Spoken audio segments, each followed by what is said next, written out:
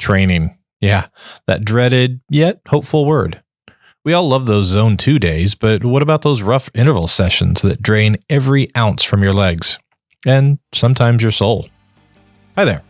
I'm just another John Q. Public on a bike, a Joshua Q. cyclist, if you will. Get it? It's JQC. Clever, right? Well, a little clever. I'm not a pro. I'm not an expert. Heck, I'm not even a bike mechanic. So why am I sitting here talking to you about cycling and the journey I set myself on? I'm one of who knows how many out there who love to ride their bike, go fast, and want to challenge themselves on the bike, but we aren't racers. There's no team, fancy bus, or army of trainers and mechanics, big budgets, all that. Just someone who gets the thrill of freedom on the bike and wants to challenge themselves to something new. Let's face it, riding indoors does not compare to the outside. Sure, during the winter or when the weather is terrible, riding indoors means you can actually spend some time on the bike in your happy place. Well, one of my happy places, at least. Gone are the days of just staring at a screen with target numbers and graphs to hit. With Zwift, Sufferfest, or Wahoo X now, Full Gas, and many other options, indoor riding has gotten better. But it still isn't riding outside. But the main advantage that indoor riding has is that you can get better, safer training sessions in. Don't have open roads to do long intervals without having to stop? Indoor session. Don't have safe roads to do intervals? Indoor session. Want a consistent long climb or flat stretch? Yep, indoor session. Because of these advantages, and as boring or mind and butt numbing as indoor can be, it's my go-to for training sessions. And if I hope to make any progress with my 2024 goal, I need all the training sessions I can get. So what am I doing about that, and what's my approach? From the very beginning for me in indoor training, I've leaned on Sufferfest, now known more as Wahoo System. When I was looking for an indoor training platform, this one ticked most of the boxes. I'd seen other more professional approaches to training, but those didn't speak to me.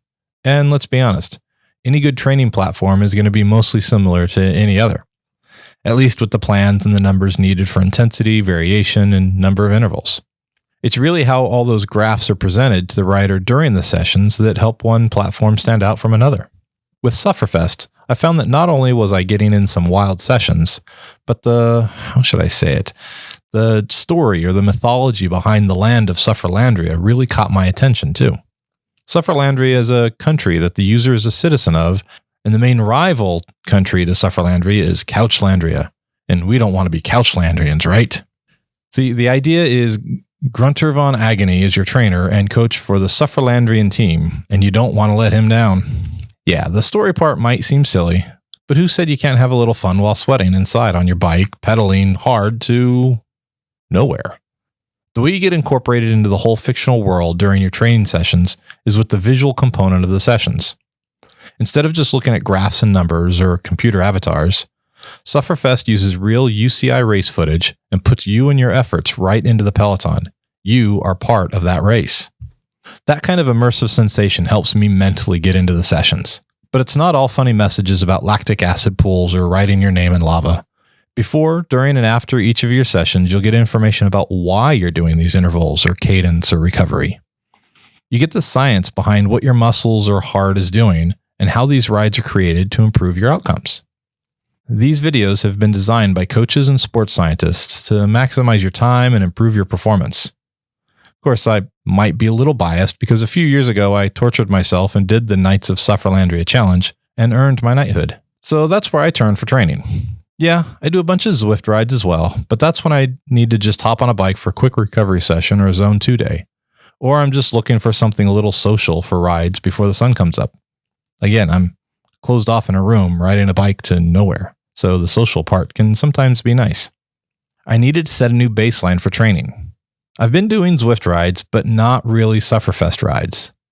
With me not training hard or really training at all, I knew that my numbers were not where they once were. So I set a new baseline. I went ahead and did a ramp test on Sufferfest. It's the half Monty. This was the first time I had done the half Monty. Heck, this is the first time I had done a ramp test. But now that it's done, I'm not going to look at another one for a while, because that's a whole new level of suffering. So I did the ramp test and have my new numbers, and yeah, my FTP went down some, but that was expected. And because of that, I'm not going to beat myself up over it. The whole point of doing the test was to see where I was, so I can have the sessions tailored to my current state, not where I once was. That's the beauty of Sufferfest as well. Now that I have all the numbers, each ride I do will be based on those numbers, and I don't have to do anything. The system responds automatically. So why did I need to do the half Monty to get my training plan put together? Sufferfest has 2 sessions to dial in where you are on your fitness journey, full frontal and half Monty. Full frontal is an FTP test with additional elements, so you don't just get your FTP number, but you also get 3 other numbers to paint a more complete picture of your overall cycling fitness.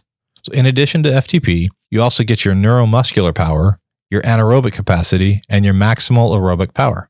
Knowing all these aspects of your performance capabilities means you can target individual areas that need a little extra help. My overall results showed how I'm not a climber, which I already knew, but it also shows that my deficiency is with long, steady efforts. I'm not efficient in my oxygen usage. So if I'm cruising the catalog for training sessions, I can seek out ones that target those weak spots. With this information already known, why did I feel the need to do the half Monty? Well, half Monty is a ramp test within Wahoo Sufferfest. Because it's been a while since I completed full frontal, I felt doing an update to some of the numbers were in order. Half Monty will update some of my numbers and redefine my training zones without the added training stress of doing the full frontal. And so what does that look like? Of course, there's a warm-up, ramp build-up, a little rest, and then a long effort, and finally a cool-down. The warm-up is pretty self-explanatory. Ride for a few minutes and wake the legs up. The ramp portion is where it'll get difficult. For this, I need to pedal at a given power target, and the trainer will increase that power needed, increasing the resistance, at regular intervals until I can't pedal anymore. One of the difficult parts of this, aside from that whole getting harder to pedal bit, is that the natural instinct is to get out of the saddle or shift to an easier gear.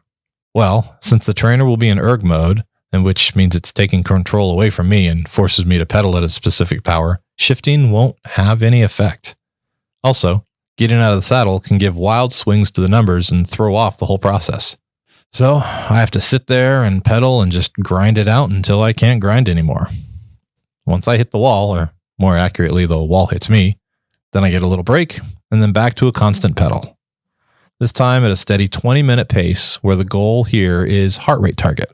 For this section, we'll be switching from erg mode on the trainer to level mode. According to the Wahoo article on half Monty, level 2 is where most people find the sweet spot for this constrained effort. Sounds simple, right? Yeah, sure. I knew that not riding as much last year would mean that results wouldn't be as good and that my power would be taking a dive, but that's okay. It's better to know where you are and have goals to build from there, setting a new baseline and moving up from there. With the updated numbers, I use the tools within Sufferfest to generate a training plan for me. This is where you have to be really honest with yourself. After you choose what you want to train for, in my case, I chose the Gran Fondo, you have to choose how many hours per week that you want to train. Ego here is really going to kick in, and instincts might scream out, "Oh, I can totally do the 7 to 14 hours a week." That sounds plausible, but is it really though? I was going from no rides to random morning rides to this training session. So the reality check here is that I would completely fail at the high level of training. When you take into account the new training stress, work travel, and life in general, I knew there were going to be days missed. New numbers, new training plan, everything's good to go and no more delays or issues, right? So how's the training been going? Well, the initial burst of enthusiasm for starting a training program often confronts the harsh reality of the efforts of dedication required. The difference between expectation and reality can be jarring.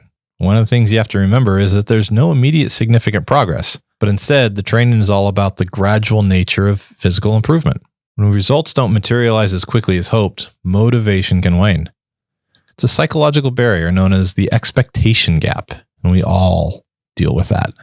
And this is nothing about tapping into the energy reserves at the beginning to maintain that motivation to get the sessions in versus sitting back and finding those always easy excuses to not get kitted up and get on the trainer. Because motivation is significantly influenced by our daily routines and existing habits, integrating a new training program into an already established routine can really be challenging. The comfort of familiar patterns often overrides the desire for change, even if the change is desired and beneficial. Behavioral economists explain this through the concept of loss aversion, where the potential discomfort of adopting a new habit is perceived to be greater than the benefits it'll bring, leading to procrastination or abandonment of the physical training goals.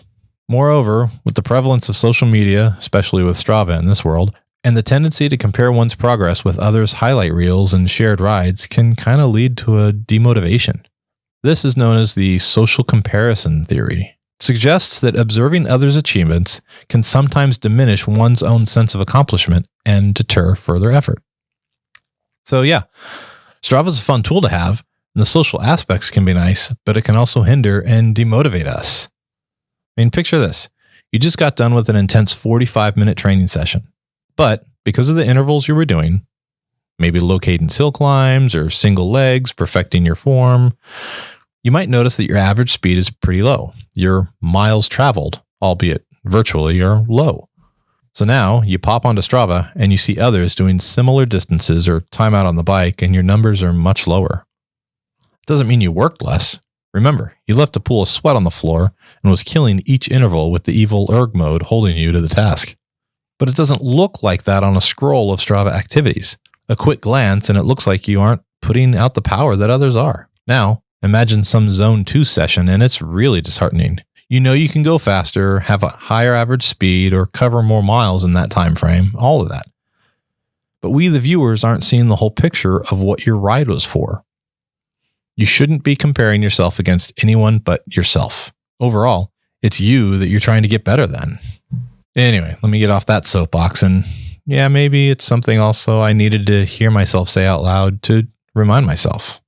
Back to the difficulties of motivation and new training plans.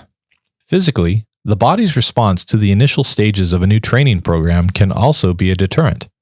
Muscle soreness, fatigue, and the adjustment necessary for the body to adapt to new demands can be uncomfortable and even discouraging. This discomfort is often a significant barrier to consistency in the early stages of a program. However, understanding these challenges is the first step towards overcoming them.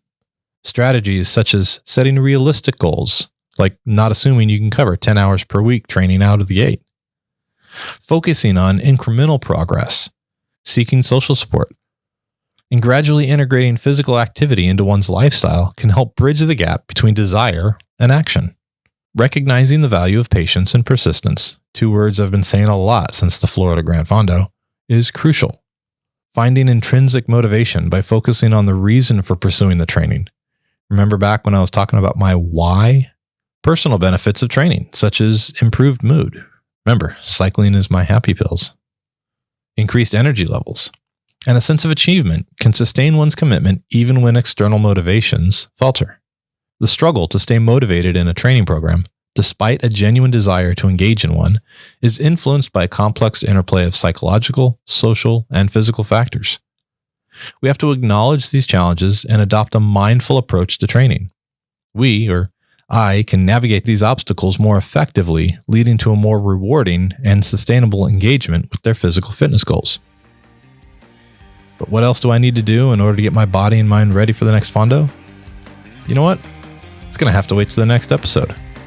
Thanks for joining me in this cafe stop and listening. Let's continue this soon. And if you want to reach out and share your journey or have any questions for me, email me at joshua@jqcyclist.com. Until next time.